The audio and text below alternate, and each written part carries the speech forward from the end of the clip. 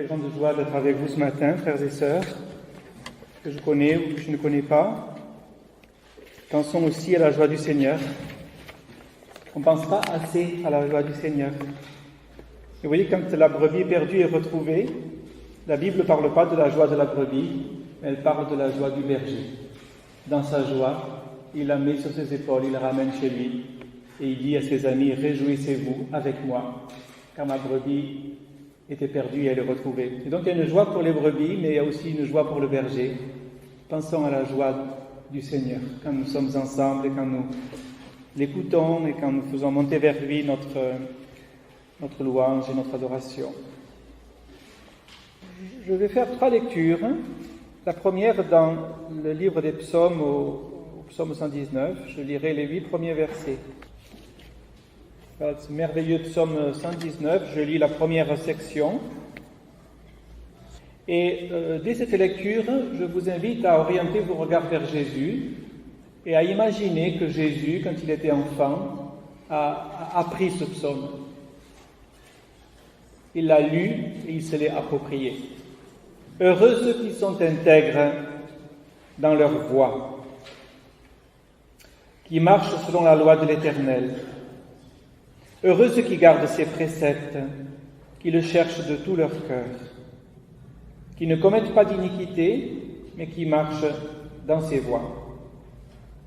Tu as prescrit tes ordonnances pour qu'on les observe avec soin. Puissent mes actions être bien réglées, afin que je garde tes statuts. Alors je ne rougirai pas à la vue de tous tes commandements. Je te louerai dans la droiture de mon cœur, en apprenant les lois de ta justice. Je veux garder tes statuts, ne m'abandonne pas entièrement. La deuxième lecture se trouve dans la première lettre aux Corinthiens, chapitre 12, les 6 premiers versets. 1 Corinthiens 12, je lis les 6 premiers versets. Pour ce qui concerne les dons spirituels, je ne veux pas, frères, que vous soyez dans l'ignorance. Vous savez que lorsque vous étiez païens, vous vous laissiez entraîner vers les idoles muettes selon que vous y étiez conduits. C'est pourquoi je vous déclare que personne, s'il parle par l'Esprit de Dieu, ne peut dire Jésus est maudit. Et que personne ne peut dire Jésus est le Seigneur si ce n'est par le Saint-Esprit. Il y a diversité de dons, mais le même Esprit, diversité de services, mais le même Seigneur, diversité d'œuvres, mais le même Dieu qui opère tout en tous. Ma troisième lecture, c'est un verset dans le livre de l'Apocalypse, au chapitre 14. Apocalypse 14, verset 12. Juste un verset,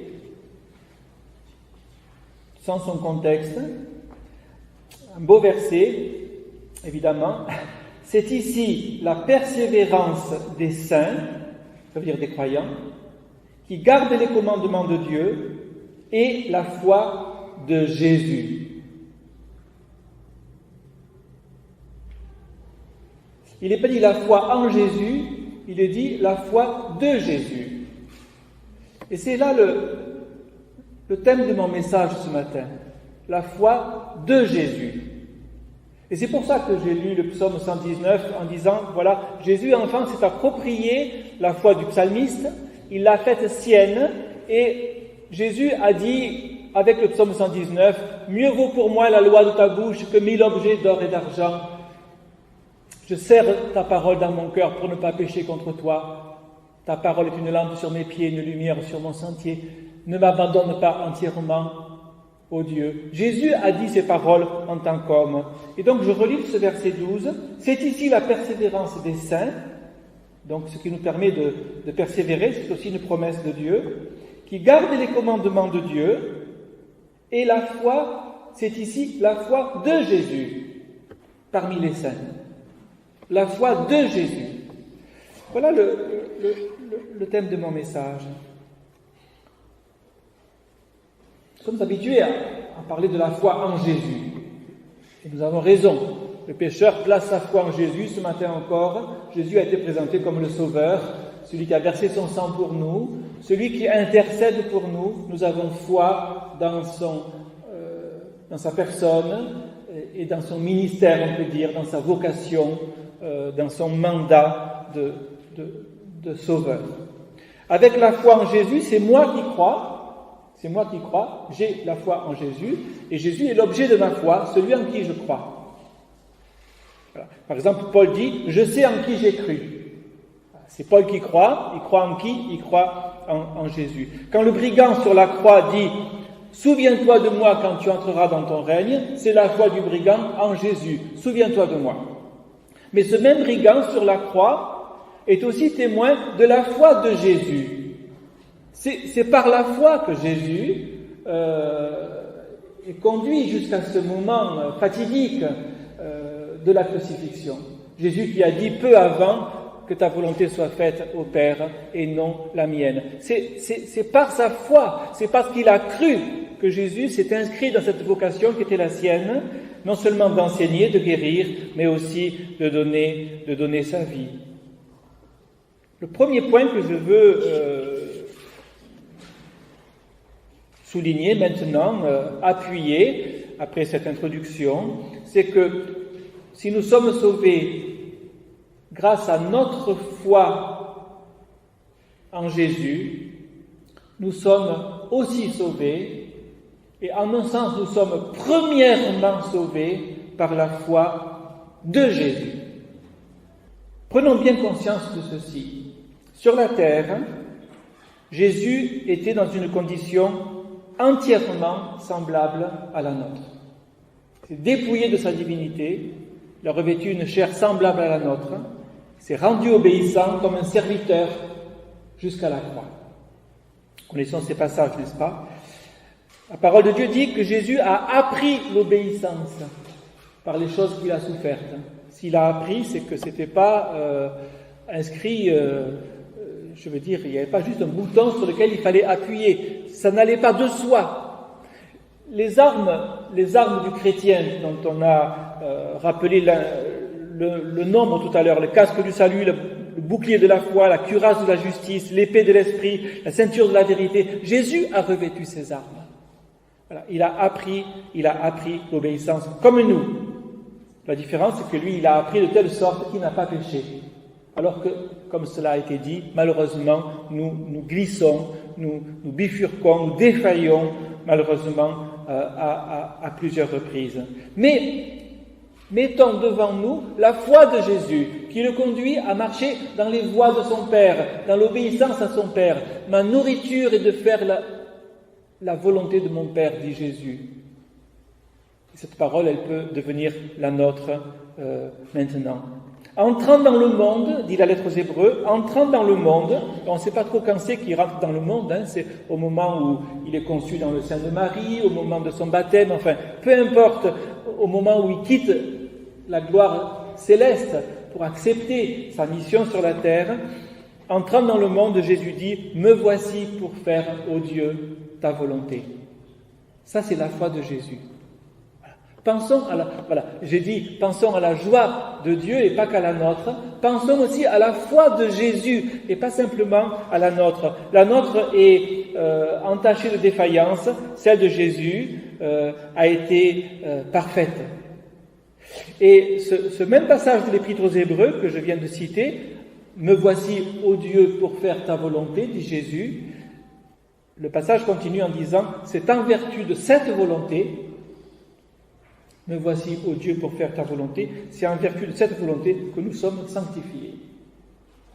Et donc nous sommes sanctifiés par notre foi en Jésus, certes, mais nous sommes sanctifiés premièrement par la foi de Jésus, qui a cru à notre place, qui a cru en premier, qui a cru pour nous, et pas simplement pour lui. C'est par la foi de Jésus que nous sommes rendus saints. C'est lui qui accomplit cet acte-là. Sans cet acte, notre foi ne serait pas suffisante. Notre foi serait comme un seau pour tenter notre foi toute seule serait comme un seau pour tenter de nous élever jusqu'à Dieu. La foi de Jésus accomplit la volonté de Dieu, satisfait sa justice, et c'est cette foi-là qui nous permet d'être sanctifiés, bien sûr quand nous croyons en lui. Donc il y a la foi de Jésus et il y a la nôtre. Mais la foi de Jésus est première. Et c'est en cela que Jésus est appelé, dans l'Épître aux Romains, le premier Adam. N'est-ce pas? En Adam, nous sommes tous héritiers du péché, des conséquences du péché. En Jésus, nous sommes héritiers de Jésus. Et je lis ce que dit Paul dans Romains 5, je dis Romains 6, c'est Romains 5, par l'obéissance d'un seul Adam, par la désobéissance d'un seul Adam, beaucoup d'hommes ont été rendus pécheurs. De même, par l'obéissance d'un seul, beaucoup seront rendus justes. Vous voyez cette affirmation? Par l'obéissance d'un seul, beaucoup seront rendus justes. Et donc nous voyons que l'obéissance de Jésus, c'est ce qui nous rend justes. Et bien sûr, nous mettons notre foi dans cette obéissance-là. Mais donc, notre foi est requise, comme on pourrait dire, comme un renoncement à y arriver par nous-mêmes, n'est-ce pas? Notre foi est requise, mais elle est déjà l'œuvre de Dieu dans notre cœur, et notre foi est placée dans la foi et dans l'obéissance de Jésus. C'est par l'obéissance de Jésus que nous sommes rendus justes. Pourquoi je dis que la foi de Jésus est première? Pour 3 raisons. D'abord, elle est première dans le temps. Il a obéi avant nous. Voilà. Au temps marqué, Christ est mort pour des impies. Ensuite, elle est première parce qu'elle est parfaite. Donc, Dieu regarde la foi de son Fils, il la voit parfaite, et cette foi nous est attribuée. Et ça, c'est la 3e raison. Elle est première parce qu'elle est parfaite, pas la nôtre, et elle est première parce que Jésus regarde la foi de son Fils, et cette foi est pour nous comme un vêtement qui nous permet de nous présenter devant Dieu, non pas comme des pécheurs condamnés, mais comme des pécheurs rachetés. Le Père me regarde comme si c'est moi qui avais obéi, mais c'est Christ qui a obéi en premier. Cela est important, si vous avez suivi ce que j'ai dit, cela est important pour corriger une erreur fréquente qui consiste à croire que ce serait principalement, c'est-à-dire d'abord notre foi, qui serait la cause de notre salut. Notre foi est une cause seconde. Notre foi est nécessaire. Notre foi est nécessaire parce qu'elle nous unit à Jésus. Mais la cause première, c'est la foi de Jésus. C'est l'obéissance de Jésus. C'est la justice de Jésus. Comme dit le cantique, couvert par ta justice, j'entrerai dans le saint lieu. Vous connaissez bien sûr ce cantique. Ma foi me sauve, c'est vrai, mais c'est d'abord la foi de Jésus qui me sauve. Et comprendre cela éveille mon regard sur Jésus d'une manière encore plus reconnaissante, encore plus dépendante, encore plus reconnaissante, encore plus grande. Non seulement, j'aborde maintenant mon 2e point, non seulement c'est la foi de Jésus qui me sauve, mais nous sommes appelés, maintenant que nous sommes chrétiens, si nous le sommes, à marcher avec la foi de Jésus. Voilà ce que je voudrais dire. Nous devons marcher non seulement avec la foi en Jésus, cela va de soi, c'est nécessaire, mais nous devons marcher avec la foi de Jésus. Pourquoi je dis cela? Là aussi, pour dépasser cet écueil, ce faux raisonnement, me semble-t-il, qui consisterait à dire « Jésus a fait la moitié du chemin, c'est pas mal, il n'y a plus que la moitié à parcourir, c'est moi qui vais parcourir la 2e moitié. » Voilà, Jésus, il a payé la moitié du prix, je dois payer la seconde partie. Donc, la première moitié du prix, c'est la foi de Jésus, c'est magnifique évidemment, et maintenant, à moi d'essayer de payer la 2e partie. Ouf, comment on va faire? Et un chrétien qui raisonne comme cela, il est condamné à vivre d'échec en échec, de déconvenu en déconvenu, de découragement en découragement. Et bien sûr, il met sa foi en Jésus. Oui, toi Jésus, tu as obéi parfaitement, et grâce à toi, je suis sauvé. Mais ça fait un chrétien qui passe son temps à tomber et à se relever, à tomber et à se relever. Et ça fait un chrétien qui a de la peine à acquérir la maturité en Christ, qui est notre appel aussi, n'est-ce pas? Et c'est pourquoi je dis, nous devons marcher avec notre foi en Jésus, certainement, mais nous devons aussi marcher avec la foi de Jésus. Et pas simplement imiter la foi de Jésus, peu chère, n'est-ce pas? Mais en recevant, par la vertu de Saint-Esprit, la foi que Jésus avait, et en faire ma foi. C'est-à-dire, non seulement dépendre de Jésus pour le pardon de mes péchés, non seulement essayer de faire comme lui, mais recevoir la foi qui était la sienne dans mon propre cœur par le Saint-Esprit. Voilà ce que l'Évangile nous offre, me semble-t-il. Je reprends comme image, c'est plus qu'une image, l'épisode de la crucifixion. Il me semble que pendant cet épisode de la crucifixion, le Saint-Esprit opère une œuvre triple. D'abord, il révèle au brigand sa condition. Vous vous rappelez, le brigand dit « Nous avons ce que méritent nos crimes ». C'est pas mal pour un brigand, hein. Les brigands ne disent pas ça. Les brigands, il paraît qu'en prison, il n'y a que des innocents, que des gens qui sont là par erreur, ils n'ont rien fait.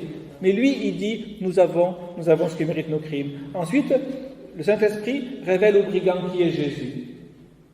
Un Jésus sans apparence. Un Jésus, on pourrait dire, lamentable, un crucifié. Souviens-toi de moi quand tu entreras dans ton règne. Et d'abord, il dit, lui n'a rien fait. Comment il le sait? Comment il le sait si ce n'est pas révélation? C'est pas un gars qui a passé son temps dans les bibliothèques à lire les biographies.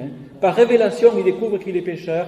Par révélation, il découvre que Jésus est saint, pur et juste.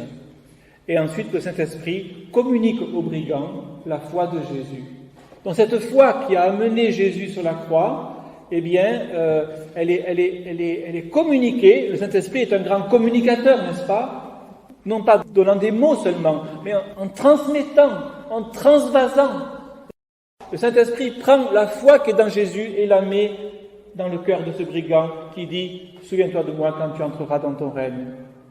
Et donc il n'y a pas deux fois, la foi de Jésus et la foi du brigand. La foi du brigand, la foi du croyant, si c'est vraiment la foi, c'est la foi de Jésus qui par le Saint-Esprit est communiquée dans le cœur du pécheur qui se repent. Et donc, si vous croyez en Jésus véritablement, c'est la foi de Jésus, c'est la foi que Jésus a exercée sur cette terre et qui vous est transmise par grâce maintenant.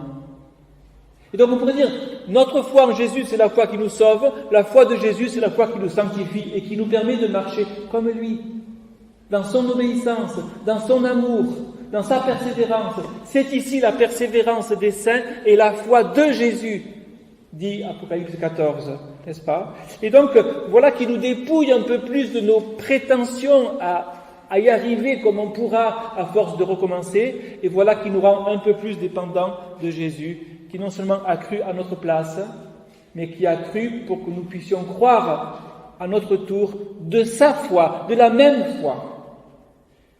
Mon troisième point, je voudrais, forme de conclusion, insister sur cette unité entre la foi de Jésus et notre foi, entre la vie de Jésus et notre vie, et même entre l'amour de Jésus et notre amour. Nous ne sommes pas que des imitateurs, frères et sœurs. C'est vrai qu'il y a un livre de piété ancien qui s'appelle toujours l'imitation de Jésus-Christ. Et c'est vrai que nous pouvons imiter Jésus-Christ.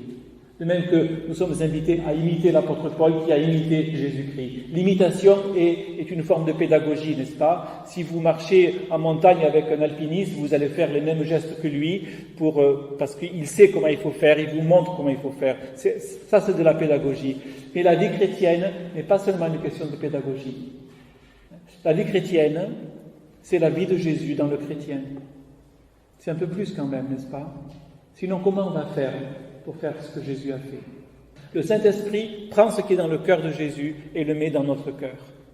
Je rappelle ce beau verset, Romains 5,5. L'amour de Dieu est versé dans nos cœurs par le Saint-Esprit qui nous a été donné. Vous voyez? Donc c'est pas l'amour de Dieu est là derrière une vitrine et maintenant moi je vais essayer d'aimer comme je peux à ma manière, mais l'amour même de Dieu, l'amour de Dieu est versé dans nos cœurs par le Saint-Esprit qui nous a été donné. Et donc, l'amour dans le cœur du chrétien, c'est l'amour de Dieu. Alors quelqu'un dira, mais peut-être c'est trop dire, c'est pas possible. Mon amour, c'est pas l'amour de Dieu. Ben non, mon amour, c'est pas l'amour de Dieu. Mais si l'amour de Dieu est versé dans mon cœur, c'est l'amour de Dieu. Et donc, la vie chrétienne n'est pas simplement une tentative, malheureusement souvent condamnée à l'échec et quelquefois au découragement, mais la vie chrétienne, c'est comme un vase qui reçoit ce que Dieu lui donne. Quand Jésus dit à ses disciples, Aimez-vous les uns les autres comme je vous ai aimé. En fait, le comme n'est pas seulement un comme d'imitation, ça veut dire faites ce que j'ai fait. Qui peut faire ce que Jésus a fait, n'est-ce pas? Mais c'est un comme de conséquence. Parce que je vous ai aimé, vous pouvez vous aimer les uns les autres. De l'amour dont je vous ai aimé, vous pouvez vous aimer les uns les autres. Vous comprenez cela? De l'amour dont je vous ai aimé et que vous avez reçu, vous pouvez vous aimer les uns les autres. Et donc si on comprend ce raisonnement, on comprend qu'il y a l'amour du Père pour le Fils, l'amour du Fils pour les disciples, et l'amour des disciples les uns pour les autres. Et c'est le même amour, frères et sœurs. Il n'y a pas deux amours. Il n'y a qu'un seul amour. Et l'amour dont nous sommes appelés à nous aimer les uns les autres, c'est le même amour que l'amour du Père pour le Fils. Et c'est le même amour que le Fils a eu pour nous. C'est le même. Si on pouvait en faire l'analyse, calculer la définition, on trouverait la même formule. Sinon, il n'y a pas d'amour, il n'y a que du semblant d'amour. Assez de semblant, frères et sœurs. Et soif de l'amour véritable. Mais c'est pareil pour la foi. C'est pas la foi de Jésus comme un modèle parfait, en marbre, en bronze, ce que vous voulez, et puis notre foi qui court derrière pour essayer de faire aussi bien. Non, notre foi, si c'est vraiment la foi que Dieu nous a donnée, c'est la même que la foi de Jésus. Et si Jésus l'a exprimée et l'a vécue sur la terre, c'est bien sûr pour accomplir notre rédemption, c'est bien sûr comme un modèle, mais c'est pas seulement cela, c'est pour que cette foi nous soit communiquée, de même que la sève du cep est communiquée au sarment. La sève du cep, frères et sœurs, et la sève du sarment, c'est deux sèves différentes ou c'est la même? C'est évidemment la même. C'est évidemment la même. Sans moi, vous ne pouvez rien faire. Donc voilà, j'ai terminé mon message de ce matin et je vous invite simplement à retenir et à méditer cette expression, voilà, la foi en Jésus, oui, la foi de Jésus aussi, les deux dans mon cœur pour marcher comme lui-même a marché. Je vais prier un instant. Oui Seigneur, tu attires toujours nos regards sur ce que Jésus a accompli. Pas simplement pour que nous l'admirions, mais pour que nous en recevions tout le bénéfice. Et le bénéfice, Seigneur, cette transmission que ton Esprit opère de ce qui était en Jésus et qui maintenant est en nous. Et Seigneur, tu nous rappelles de renoncer aux efforts accomplis par nos propres forces pour faire comme lui. Et tu nous appelles à venir à lui, et tu m'appelles à venir à lui, non seulement pour recevoir son pardon et sa justice qui me couvre, mais aussi pour recevoir cet amour qu'il avait, pour que cet amour soit en moi et que je puisse aimer de cet amour, et que je puisse recevoir cette foi qui était en lui, et que je puisse croire de cette foi qui était celle de Jésus. Seigneur, ça me paraît impossible. Mais Marie aussi a dit, comment cela peut-il se faire? Et l'ange a dit, aux hommes c'est impossible, mais rien n'est impossible à Dieu. Je te prie, Seigneur, dans ta grâce, d'opérer dans chacune de nos vies et au milieu de nous ce transfert de ce qui était en Jésus au-dedans de nous et au milieu de nous, pour que la dimension du royaume, comme on l'a dit tout à l'heure, soit véritablement opérante. Seigneur, sois au milieu de nous, celui qui croit. Oui, merci de nous inviter encore ce matin à marcher comme tu as marché, avec ce qui était en toi-même. Merci pour l'action de l'Esprit qui rend cela possible, Seigneur. Veuille naître et grandir au-dedans de nous, Père Céleste, selon ta promesse. Amen.